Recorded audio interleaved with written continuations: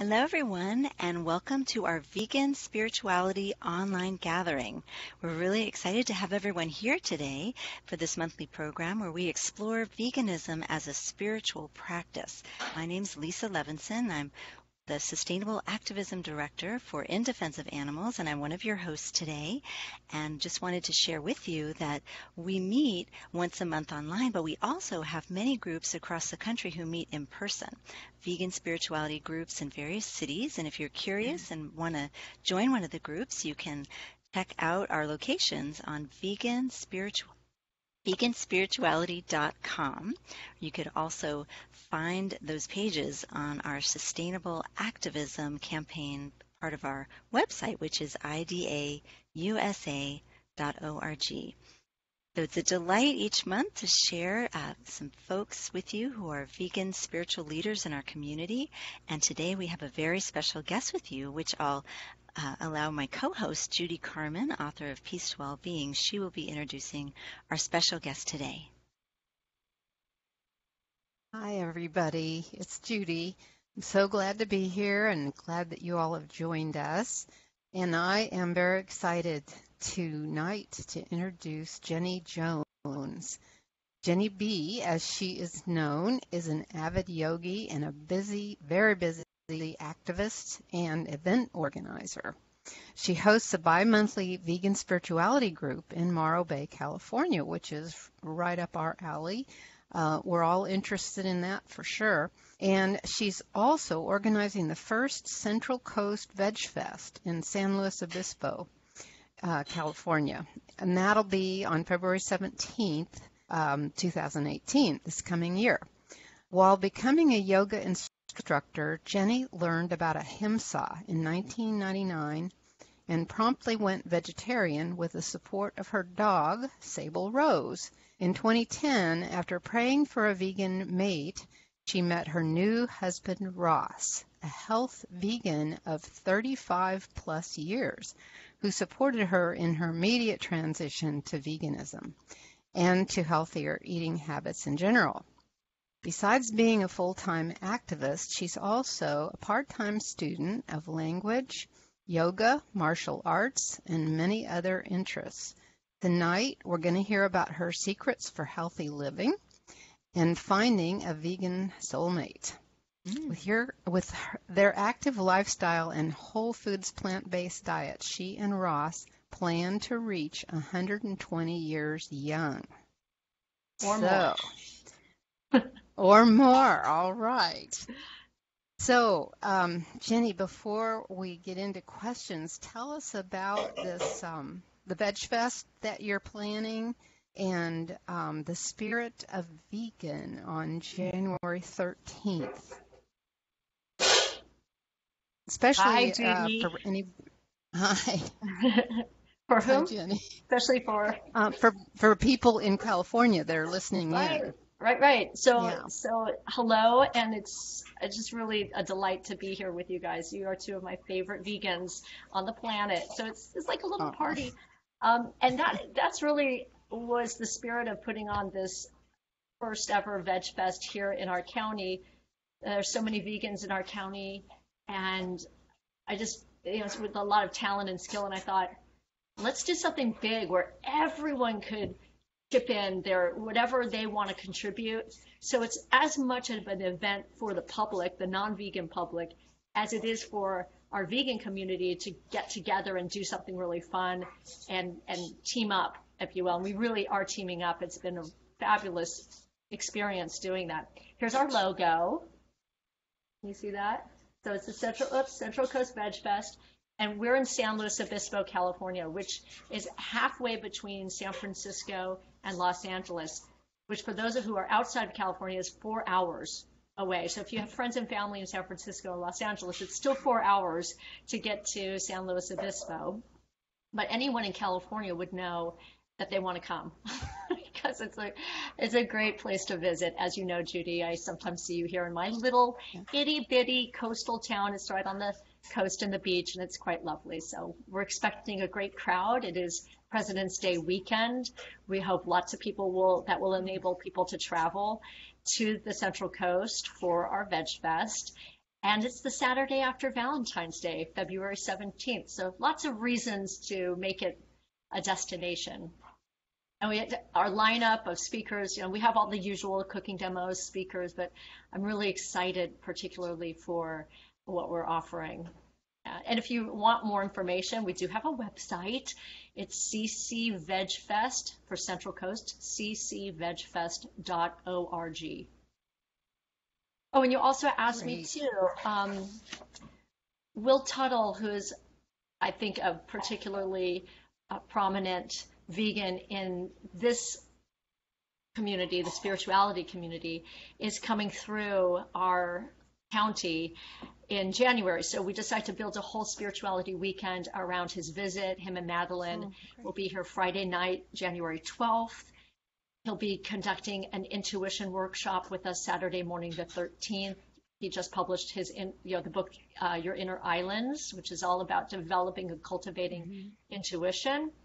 And in the afternoon, Lisa Levinson here on the phone will drive up, and her friend Sally Zito and her will be leading us in an intention setting and ceremony and animal blessing ritual and ceremony Saturday afternoon. And it's a lot of news, but Sunday we have a new animal sanctuary in our county. So now we have 2 animal sanctuaries in our county.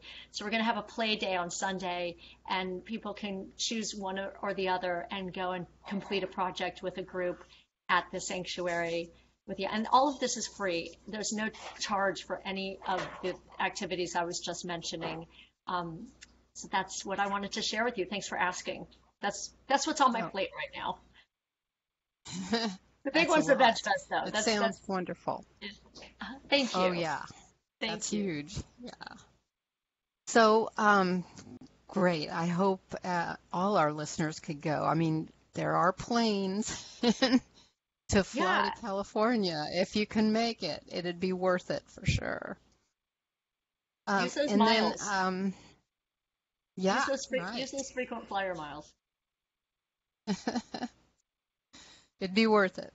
So, Jenny, I was so fortunate last year to be in Morro Bay, where you live, and I was able to go to one of your vegan spirituality event on a Sunday, wasn't it a Sunday morning, I think, and it was just phenomenal, and I felt like the way you did it would be such a great model for anyone who's listening who might be wanting to start a vegan spirituality group or already has one, to see what your model is like and how you do it. And I also loved the way you did, I believe it was 10 every week. 10 a week for 10 weeks. Wasn't that right? Mm-hmm. And then took a break, which made it something that maybe people could think more about, hey, I could do that. I could commit to that rather than just ongoing, So I thought that was a great idea. Well, thanks. And thank you for all of your kind words and compliments. The way we've been doing the spirituality group, and that's what we call it, a vegan spirituality group, has been more about my own schedule. I travel, so it's also for my own ability to say, okay, I can do this for the next 6-month period or the next 4-month period, and get my calendar out and say which Sundays. When you came last year, at that time of year, I was able to do it every Sunday. This particular season, it turned out mostly because of the other participants and everyone was traveling a lot. So we decided to pick 2 Sundays a month. And I got that calendar out and inked it, printed up flyers. So we knew, just like you said, it's going to be these dates. Make it if you can. If you can't, it'll be, you'll see the next date on the calendar. And then we'll convene. And then we'll, reassess. Do we want to keep meeting twice a month? Do we want to meet more often? Do we want to meet less often? Is the time of day the right time? So it's a small group, so we're able to communicate as a whole. I don't know what would happen if we got bigger and had to coordinate more people's schedules. Then we probably would have to just, decide and do it on a weekly basis, and whoever can come can come. So that's how that happened. Okay, and yeah, I think that makes a lot of sense, and it's for worked well. Everybody. It's worked well for me. It's worked well for the others. Yeah. So tell us about the format that you used. Okay, I wrote it or down. Or are you still using the same one? Pretty much, we've tweaked it a little bit. We took out some of the readings to make more time for meditation. It seems that the participants a lot of them come from a Buddhist background, it's turning out, and there's more seated meditation. So the format in a nutshell is we start by doing some singing, simple singing like row, row, row your boat, or something really easy. Everyone can just to get the juices flowing. I read a welcome, and I have a couple of introductory remarks. I have this all scripted out, so I'm not making anything up. I'm not speaking off the fly like I am right now. It's all scripted, so I'm really reading it. I can be calm. I'm not nervous at all. Then we all stand up after the general introductory remarks. I do a brief invocation that is from your book, but I don't remember what page it's from. It's just short, a few lines. Then we all stand up, we look into each other's eyes, we say hello, or we hug if we're close, if we know one another. And then while we're standing, we read a prayer from your book. Everything is from your book, by the way. I know you didn't mean this to be a pitch for your book, but it is, because I don't know if you can see this, but Judy's book, Peace to All Beings, became the foundation for the format.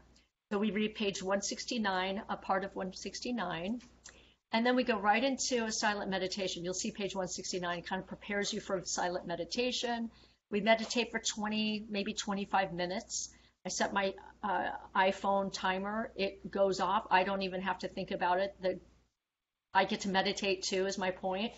And then I do a brief share, really brief, like 1 minute, about the golden rule, some aspect of the golden rule, or some aspect about mindfulness or meditation, something. And then we go into a general share, which is a Quaker style sharing. So I go back into silence with my eyes closed, and everyone will remain in silence until someone feels like sharing, either to the topic that I brought up on the golden rule, or whatever came up for them in their meditation.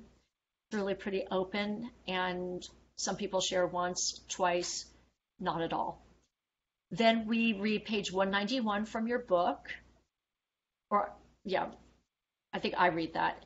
And then as a group, we stand up again and we read pages 252 to 254, which is sort of a declaration of veganism. It's a pretty cool passage in there. And we just rotate. I have it printed out on page savers, and everyone has one of these page savers. And we're standing up and we just go paragraph by paragraph around the group. So one at a time, people are sharing or reading from that. And after that, we sit down, we have announcements, anything coming up, like the Will Tuttle weekend. And if anyone's going out to brunch, we have a vegan restaurant in Morro Bay, and we usually go have brunch there, some of us. And that's it. That's the format. Thanks, Jenny. And thanks for mentioning my book. That always makes me feel good. It's the whole thing. I mean, I was a yoga teacher for over 10 years. I know how to structure an hour-long gathering if it's yoga. So I was like, oh, well, what's going to be the material of this? And I just found your books like 100% resourceful for what I was looking for. It was all in there. Thank you for writing it. Thank you for mentioning it. I'm so glad you can use it. Now, I am sure everyone's anxious to hear your secrets for finding a vegan soulmate. So please share your wisdom on that with us. Okay. And if you notice me looking, he's over there doing dishes. So if you hear noises in the background, that's my sweetheart Ross. He's awesome. And he won't let dishes sit in the sink. So first I want to clarify what a soulmate is. So a soulmate, just, I think I always envisioned a soulmate being someone that I just 100% get along with all the time, and there's never any ripple on the perfect tranquil surface of the water of our relationship. And that is not what I have. I mean, we have an active and dynamic relationship, but when I met Ross, I knew very, very quickly it was a good match. So I think that's what I mean by soulmate, is it's a match, and it's someone that I feel I can. So it's like either there's no such thing as a soulmate, or there's lots of soulmates, because just when I think, oh, there's that couple has, they're so well aligned, and then you find out, like vegans, oh, they're so perfect for each other. They're both vegan. That's so great. Well, I tend to like a cupcake every so often, and Ross, thinks that that's not good for you. And so even within, like, how soulmatey how perfectly aligned can you? So I just wanted to make sure that we're clear that there's always something to, I don't want to work out, but how that process went for me. And I'm really glad you asked, because I love love. I love love. I love love. So I first, there was a period of my life when I thought that relationships were like taking me away from my vegan activism, just my activism in general, because I was already an animal rights activist as a vegetarian. I know that seems maybe weird, but I was. And relationships seemed to be distracting to me. They were causing me stress and some sadness, a lot of emotional roller coasters. So there was a moment, Judy, when I thought I maybe just should not be in relationships. And I was seriously considering becoming, a monastic, if you will, a renunciate, and just just basically becoming celibate and declaring celibacy and continuing to deepen my spiritual practices as well as my activism. So that was serious. And I thought during that time, and I did take a year of celibacy, and during that time I thought, I really feel like I would really not be, actually it was later, quite a bit later, that I again was thinking about maybe that's what I want to do with my life. And I thought, I want to know what that soulmate relationship is. I want to have that. I want to experience that. So that was the first step for me, was deciding that I wanted to have a loving partner, life partner. And then I needed to decide what that looked like, not even who, but what that looked like. Does that mean cohabitation? Does that mean marriage? What are the parameters of a soulmate relationship for me that I wanted? What am I looking for in a relationship? What does the box look like? And I hate that word. I can't believe I just used that word box, because for me, one of my parameters was that the relationship has me become more free, not less free. So that was just one of my foundational values, is freedom. So that was like kind of step two. And then once I realized that I was heading for what I wanted, which was I wanted to be married, I wanted to be monogamous, just certain things that were important to me. Every person's different in that. So I think it's really key to make it that clarity in one's own heart and mind without anyone else even in the picture. It's like, what is that going to look like for me? So I realized I did not know how to be in love. I did not know what love was. So I actually went to a seminar on relationships, and that was the question that night, was your homework is to define love. What is love? And I realized I just didn't really know. I had no concept for myself. And I went home and started working on that concept and practicing some principles that I felt were the foundation. I could talk love, but I wasn't really actually behaving that way in my romantic relationships.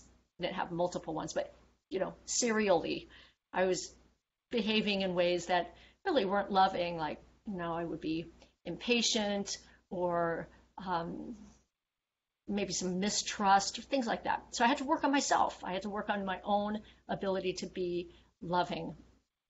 So I actually went to a seminar. Okay. Then once I realized, oh, I have some skill now. I actually have the skill of love. I possess that. And there's some funny stories about that, having to do with a boyfriend at the time who was telling me he was vegan, and then anyway, I'll spare you those details unless you want to know, unless there's time later. But what I wound up doing was clarifying what I wanted in a partner. So then it became that step that some people just jump to that step. They go, yeah, I've made my list. But for me, there were many steps before the list. And then once I had that list, which was I wanted someone who also knew how to love, and certain other things that were kind of deal breakers, and one of them was vegan. I realized that I really didn't want to be with a non-vegan.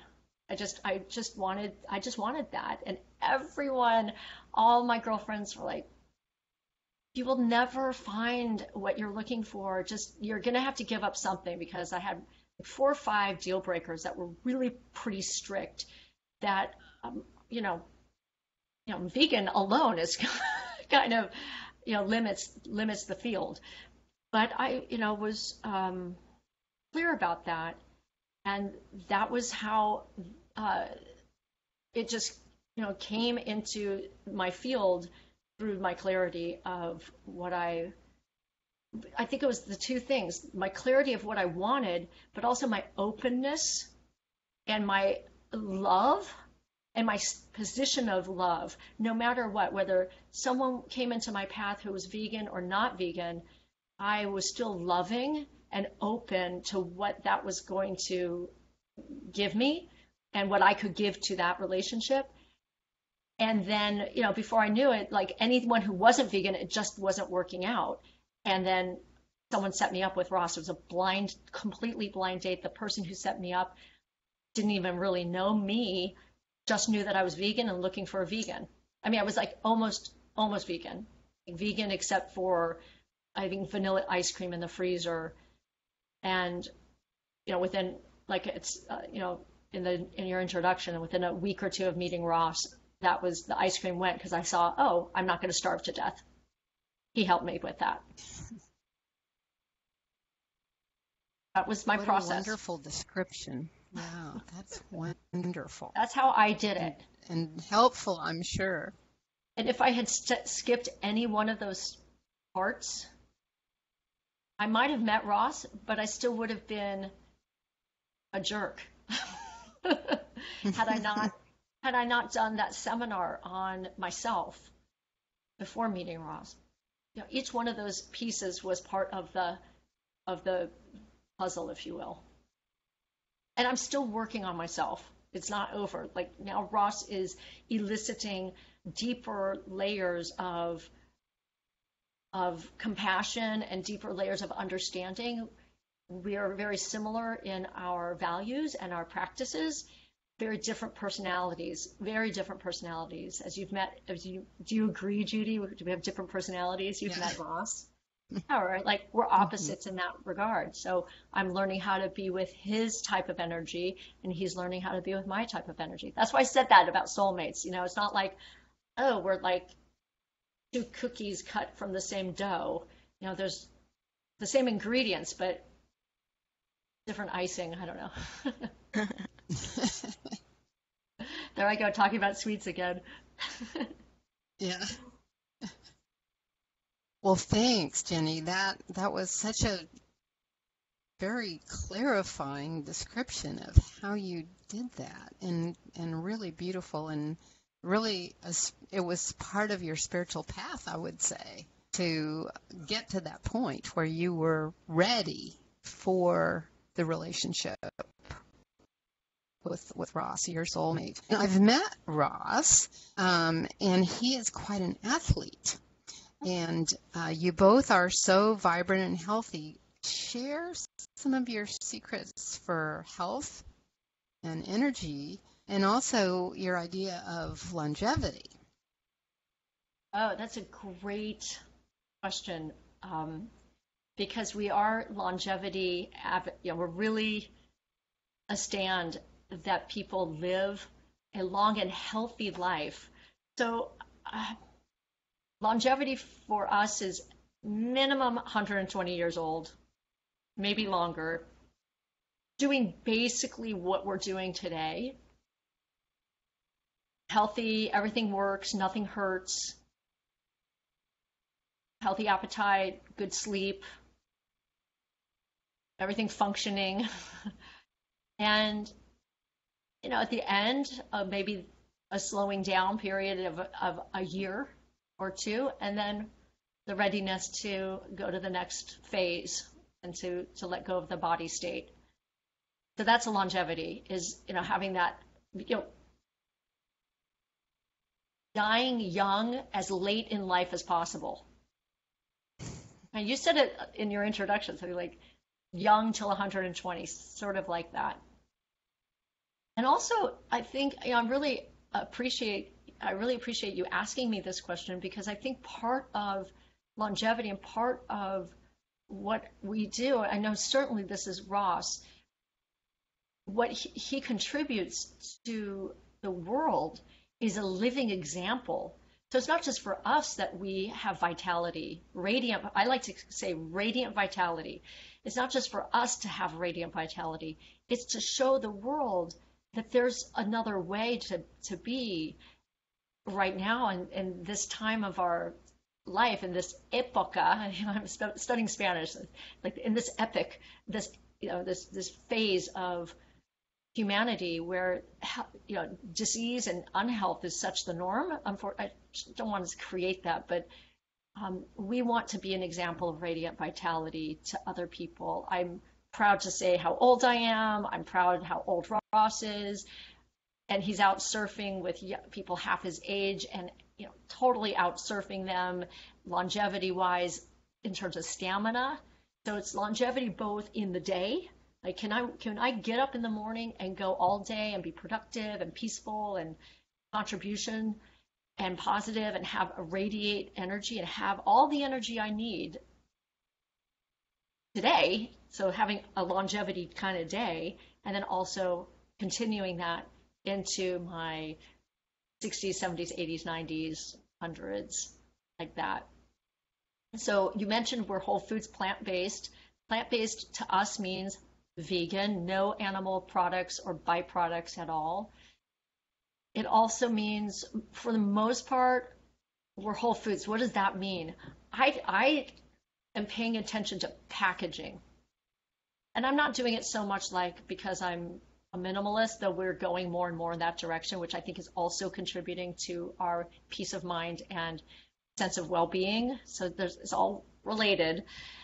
But when I start to notice more wrappers or cans or things like that, then I know we're starting to slide back into our old kind of convenience lifestyle. So I just want to make sure that we're going more in the direction of whole foods, plant-based, because it's either you're going one direction or you're going the other. I don't believe that anyone just sits and does the same thing year after year. We're kind of moving. So moving more and more and more, like, what can I do now? What can I do now to make more of my own food, to buy things more in their raw form, like that sort of thinking and those practices.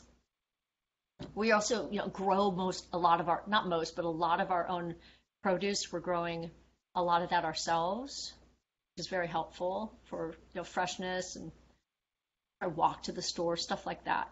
Let me see. I wrote some notes down.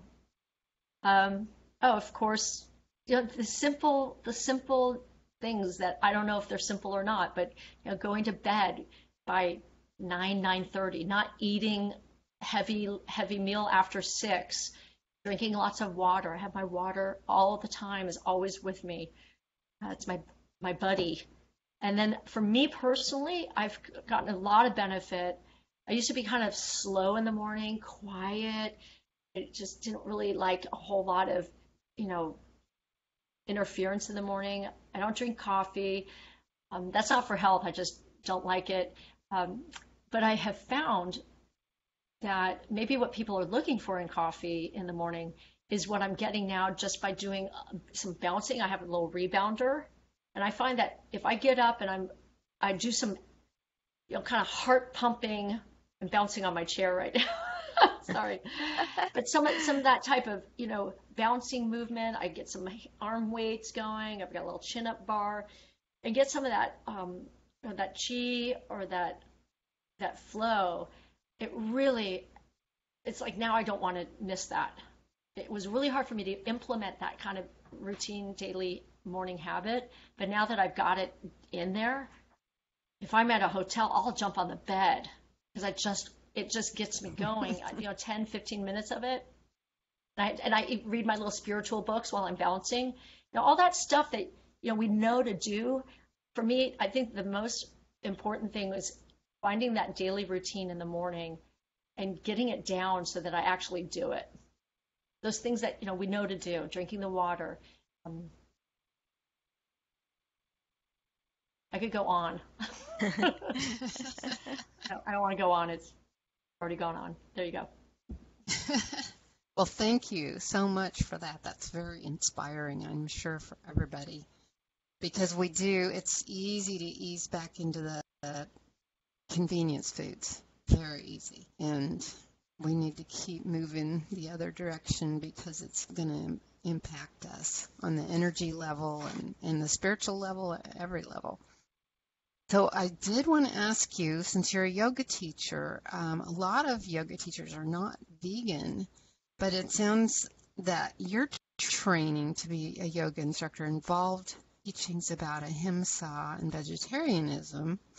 So tell us more about the relationship between yoga and ahimsa, because I guess some yoga teachers don't really get that.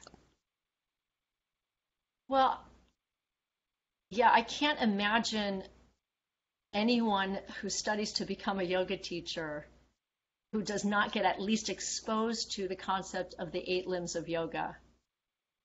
The first of which are the yamas. Okay, so it's like step 1, yamas. Okay, there's 5 yamas. Step 1 of the yamas, so like the first step of the first step, okay, is ahimsa. The first step of the first step. And when I heard about ahimsa, which is non-harming, in the training I did, which was not I'll just tell you, it was not a very rigorous training. It was more of a sports-oriented yoga training to make sure you knew how to sequence a flow of poses and keep people safe. It was very physical, I guess, not spiritually based. But we talked about the 8 limbs, the yamas and the niyamas, which are, the yamas are how you behave towards other people or others. It's like the behavior to the outer world. And the niyamas are kind of more about your behavior with yourself. You're starting to go inward. Yama niyama asana is the 3rd limb. That's what people in the United States mostly are practicing, which is hatha yoga, or the asanas, the poses. Warrior 1, down dog, that sort of stuff. But that's the 3rd limb, and it's presumed that you are getting past already, you know how to practice limbs 1 and 2. I'll tell you a quick story. A friend during this time of my life, she's Persian, and she grew up with yoga. She just grew up she was a Persian Indian woman, I believe. And she said, I can't believe, you Westerners, like the yamas and the niyamas, what are you studying that? Because I had books. She said, what are you studying this for? This is just that's like kindergarten. It's like kindergarten. So for her, ahimsa was kindergarten. And in the class I was taking, they said, this is why many yoga teachers or many yogis are vegetarian. And that's kind of all they said. but it made me think, and this was a period of time when I was this was that year that I was celibate. I was very deeply into my spiritual practice, and when they said that was it. I was like, oh, it's so obvious. I can't be eating animals anymore.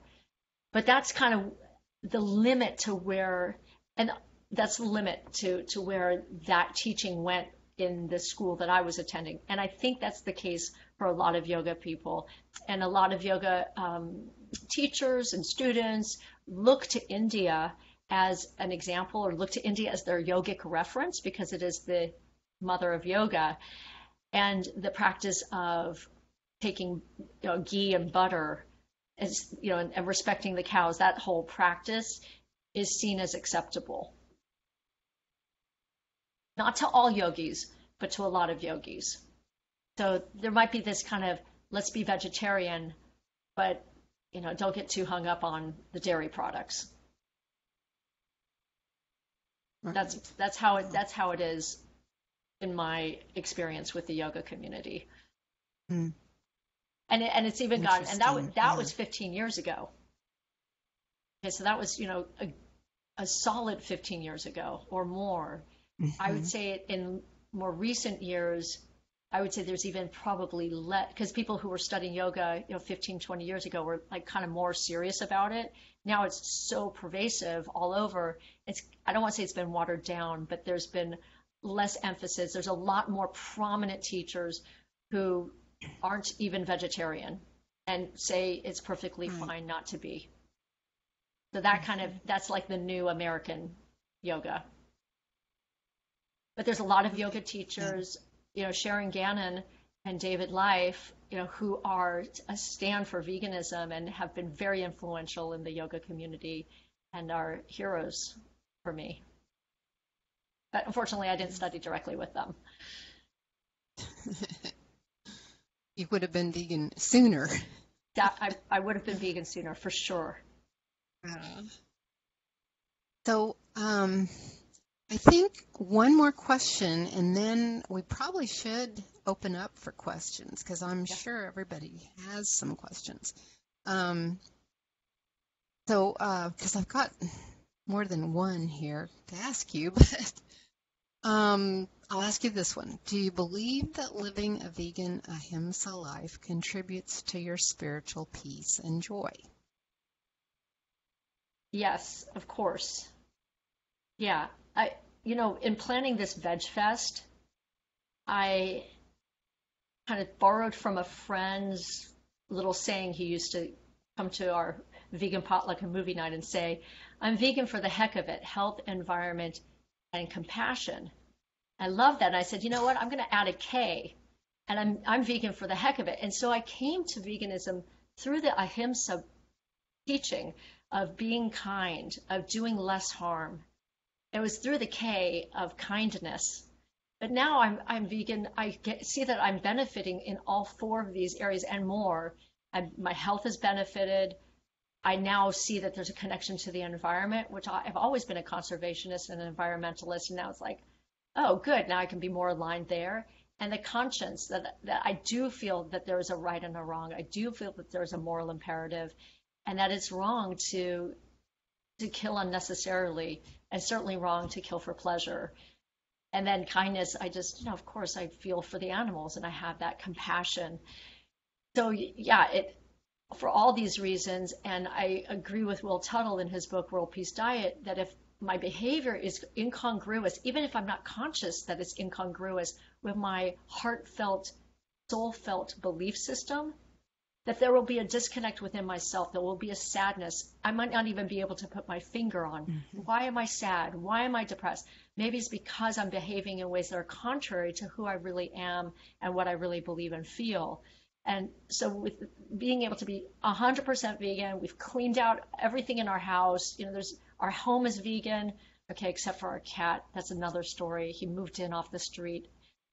We're, doing absolutely conscious living around a vegan lifestyle. And yeah, I can't imagine wanting to go back to the prior way. I'm happier. I'm selfish. I'm going to do things that benefit me and that feel good to me and that I like and that do good by me.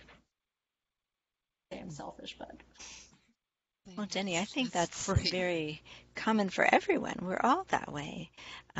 We all do things that bring us joy, that help us feel better physically, and so it makes sense. Yeah. So, Lisa, do you think we ought to open for questions now?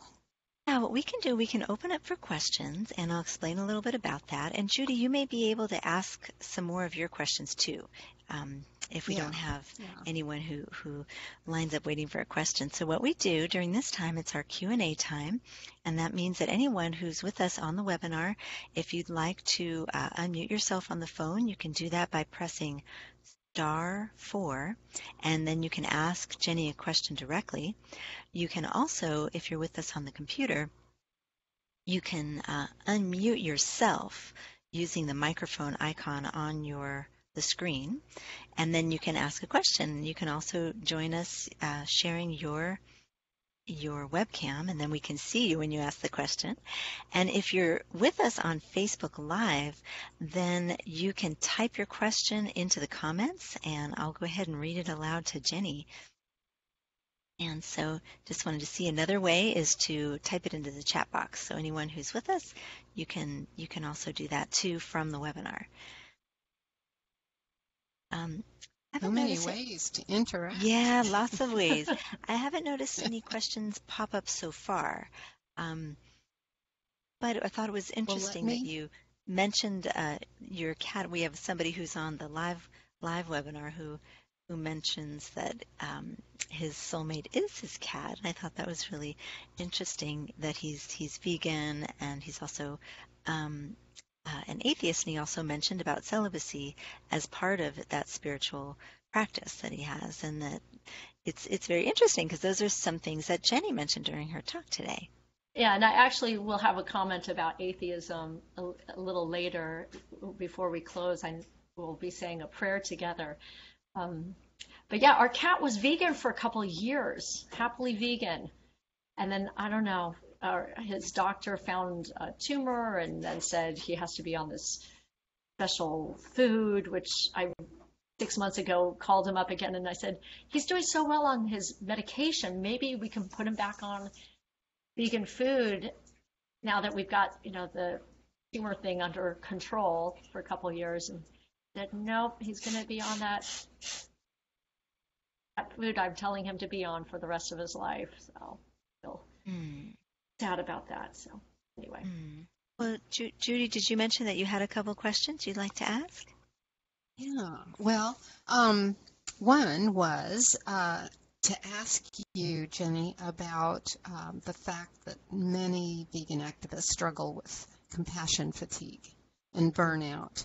And as joyful as this life is, the vegan life, it does, because we're confronted by so much sadness that's going on with animals and starving children and all of that, there is definitely that compassion fatigue that comes in. So what advice do you have for us to move through that and find the strength that we need to continue this work?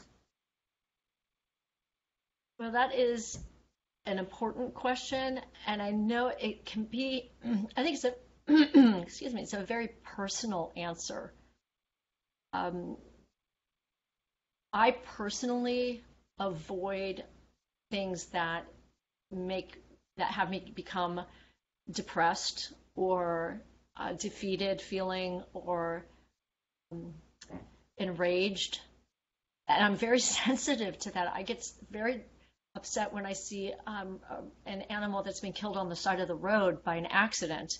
I go into a period of mourning for that animal. I can't just drive by and pretend I didn't see it. So I think people have to gauge what inspires them and what fuels them positively. So for me, I know that watching slaughter and things like that does not fuel me positively. It shuts me down. I know for others, it fuels them positively. So I can't say, well, don't watch slaughter videos. If that's what fuels you positively, watch those videos. For me, I think it maybe goes back to the comment I made about being a little selfish. I know we all say we're doing it for the animals, which absolutely, if the animals were not in the situation, we wouldn't have to be activists. We wouldn't have to speak up for them and defend them. But truly, I have to be straight about this. I do it for myself. I do it because I can either do nothing or I can do something. And when I try doing nothing, that does not sit well with me. So for me, for my peace of mind, for my sense of purpose on this planet, for my sense of self-expression, I need to engage in activism. So then the question is, if my activism is bringing me down, I'm out of touch with why I'm doing it. Maybe I'm doing it, I need to check my motives. Am I doing it because I think I need to change this other person?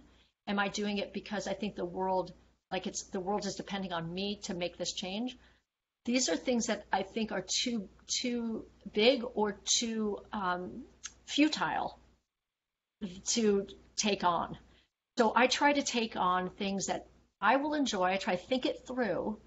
Like, how will I feel being in front of that store doing a demonstration carrying the sign? Why am I going? Am I going because I'm angry? If I'm going for that reason, I know for myself that's going to drain me. Some people that might be like, yeah, I feel so great. I got to be so angry. Then do that. Do that. I'm not like, I don't think there's a right way, and I don't think there's a wrong way. I think any way that serves your desire to protect and defend and help the animals is a good one. So I have to think that through. So sometimes I'll do things that if I were doing it like at face value, I don't even like that type of activism. But I actually go because my friends are doing the event and I want to support them. I don't want them standing out there by themselves doing the event by themselves. That's why I'm going. And when I'm clear about that and pure of heart, is, what am I doing this for? And if it's a positive, for me, it's got to be a positive, active, action. It's got to be a positive action. And that's, like I said, very personal to each person. One person's positive is another person's negative. And I feel it's very important that who am I to say in matters of the heart? So I don't judge other people's activism. I don't say, sometimes I say, I wish they could have done it this way, or now that place is upset with us. So, I can see consequences, but who am I to say how someone else should be? So that's where I guess my answer is for myself. I should be always looking at what it is that I'm doing and why am I doing it, and is it going to bring me happiness? Am I going to feel good about myself and about what I did in the world afterwards? I think that helps me avoid burnout. I mean, the VegFest has been pure fun. Yeah, there's been some stressful moments, but I'm having pure fun because I'm engaging both. I'm doing what I wanted to be doing, which is engaging with more activists. And I'm so excited to meet the people that are coming and a huge outreach to the community. Thank you, Jenny. And someone else inspired me to do that. Another activist inspired me. Well, this is really important part of our sustainable activism campaign too. I just thought I'd chime in that people do what brings them joy, that your activism is part of what's enriching your life, and that you're feeling good about it, you're feeling happy. And so I appreciate your perspective that you're sharing with us today. I also tune out a lot of news. I tune out a lot. So other activists will tell me, oh, did you see this? Did you hear about this? Do you know about this that's going on? Did you sign the petition? And I hate to say I'm one of those people that, like, a lot of the times I didn't see it. I don't know what you're talking about. I'm not clued in. And I know that there's a criticism in the spiritual world. There's a large group in the spiritual world that says, just focus on what you want to focus on. And that's kind of what I'm saying. Focus on what you want to focus on.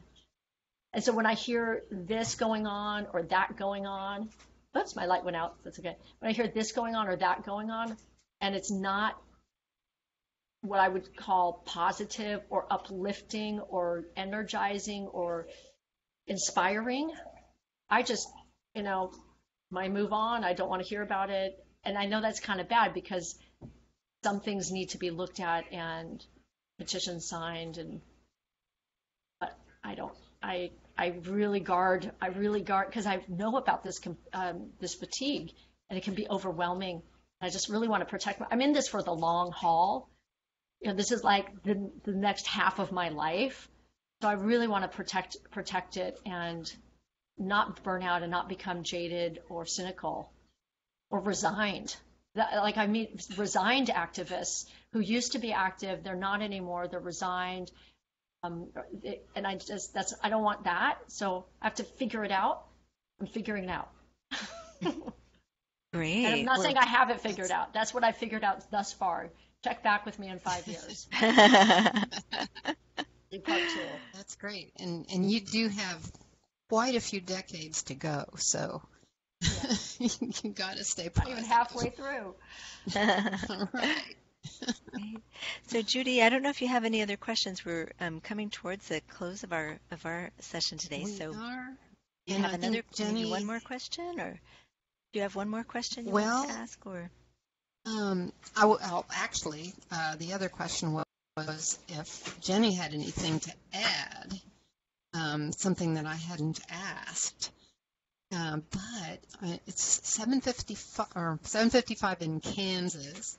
And Jenny, didn't you have to go somewhere? Yes, I have a holiday party. It's the holidays. And I do. I just want to add something before I do have to dash off. But yeah, and we want to hear your prayer. Yeah, and I want to say my prayer, or the prayer that I have selected or scripted for tonight. I feel very honored to get to lead a prayer for a larger group like this. And I wanted to speak a little bit to the atheist, because I too was an atheist and then an agnostic, and I know Judy has an atheist background as well, as you share in your book. So I just want to say that before I say the prayer that I'll be saying, I do use the word God, and this is not to denote any particular concept. Like, I find that there is no word that can it's just like, to try to even talk about it, I don't even want to talk about it. But I want to let everybody know who's on a spirituality webinar that my spirituality has morphed, it's shifted, it's grown ever and ever wider and expansive and inclusive. I think it's kind of like veganism. We say, people say, well, what do you eat? Oh my gosh, I eat so much more variety now that I'm vegan than before I was vegan, right? I don't know anyone who feels that their choices have been narrowed by taking out stuff. It's this paradox. And the same has been true for me in being a spiritual person over the years and practicing spirituality and looking, sort of like we were talking about activism, like what lights me up now and what can I add in and what doesn't really belong anymore, and evolving that spiritual practice. It's become, for me, more inclusive. So I used to bristle at the word God, and now it's like no big deal. It doesn't even matter to me. It's like veganism. Now that I've gotten rid of religion, I'm like more religious than ever. I don't know. I have more options. I have all the options. I have all the options. I just wanted to say that before I share this prayer. Judy, you said in the intro that I prayed for a husband, and I realized now I don't pray for anything other than what I'm going to share in this prayer. I hoped for a husband. I hoped for a vegan husband. I was hopeful, but I don't ask. In my opinion, my relationship to the divine is not like Santa Claus, even though it's Christmas time. I hope everyone gets what they want for the holidays, but I don't ask for what I want. This is my prayer. And that said, This is what I pray. God, I offer myself to thee to build with me and to do with me as you would. Relieve me of the bondage of self, that I may better do thy will. And may all beings in all the worlds be happy and free.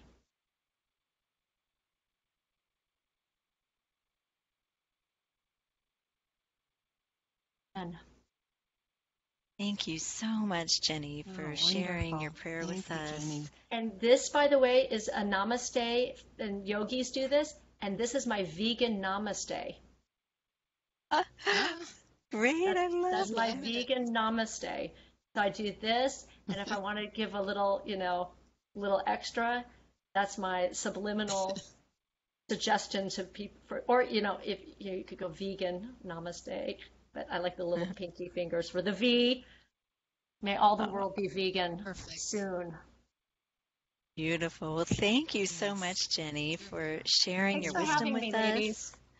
Yes, it's really quite a treat. Thanks And for being our guest. just to share with everybody, Jenny's such an inspiration to me. She really lives her life the way she's been describing it. And so her and Ross, her vegan soulmate, are Hey, quite... Ross, come over here. Get in this. Everyone, I'm sure, sure, don't you want to see? Oh. Yay! Look at the camera. It's so beautiful to see the two of you. Happy vegan couple. Oh. So to everyone out there, you too can manifest your own vegan soulmate by looking within and by reaching out and sharing with others what your dreams and desires are. And so we want to thank everyone who's joined us this evening, and hopefully you got a little tip or two about finding a vegan soulmate. And it was definitely a pleasure to spend this time with you, Jenny, and also with Ross. And we hope that you enjoy your event this evening. And we look forward to everyone else tuning in with us. Our next we have a support group coming up at the end of the month on the 28th, and for anyone who wants to join in the same type of format and talk about life as an activist and things that we can do, especially any strategies for the holidays and how to handle our families and also our food choices around the holidays. So you're welcome to join us then. And otherwise, hopefully we'll see some of you at the Spirit of Vegan event that Jenny's putting together in January with Dr. Will Tuttle on the 13th, and also the VegFest that she's planning, and that will be, I believe, the second weekend in February. It's February 17th, President's Day weekend. I think that's the second weekend, yeah. Wonderful. Well, thank you so much. Thanks to everyone for joining us this evening. Thanks for having me. Happy holidays, everyone. Bye, everybody. Bye-bye. Happy holidays. Thank you. So glad you could join us. Good night, everyone. Good night.